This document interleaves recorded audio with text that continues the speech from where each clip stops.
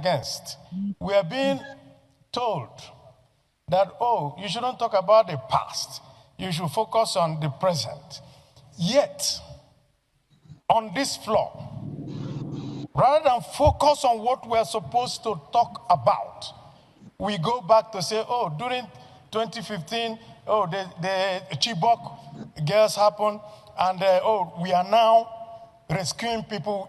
People were not rescued at that time. During Chibok, 17 local governments in Katsina were not having parleys with bandits. People in Kebbi were not leaving all the rural areas and coming to only the urban areas to stay. People in Niger were not being kidnapped. So why do we need to? At any time we need to talk about the present issues of today. We go back to start to look for excuse for our failures of today. I only want to say, let us do the right thing. We're not blaming this government for what they are finding itself, but it is the government in power, and they should do the right thing. What are the right things? We take only one example.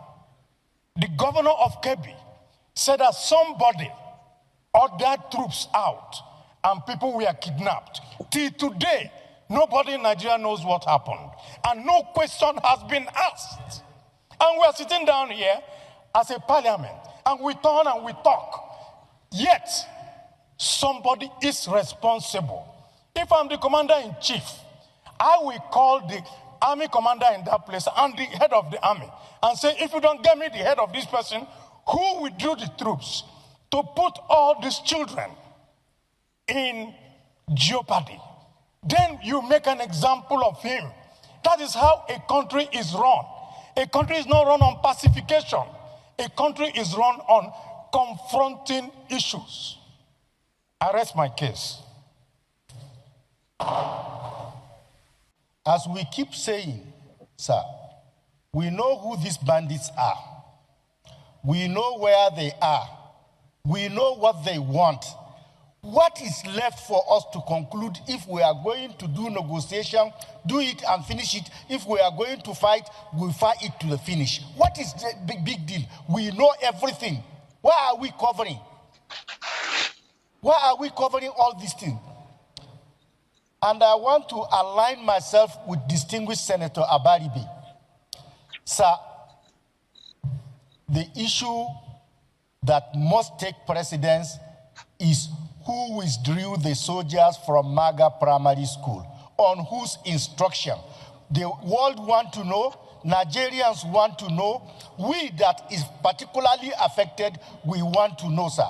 Because if we don't get to the bottom of this incident will be repeating itself.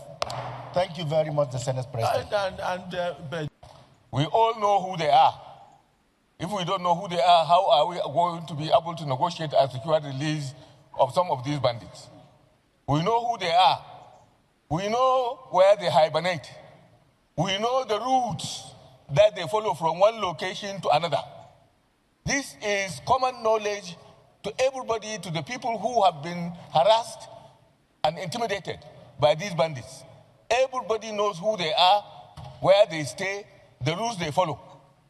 Why can't we nurture and move and garner the necessary strength to pursue these people simultaneously wherever they are and make sure that we eliminate them?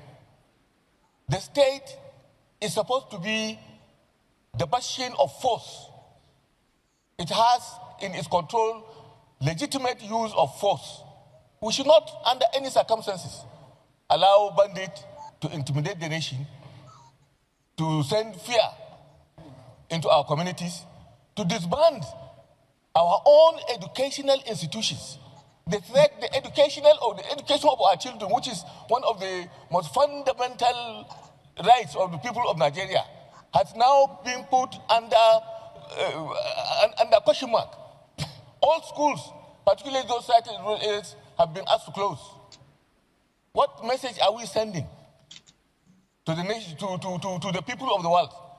that there are some ragtag bandits who have defied the government and forced the government to close all its educational institutions. That does not speak well. That does not speak well for the image of this country and for the honor and dignity of our own people. The issue is not the rescue, Mr. Chairman. It's not the rescue.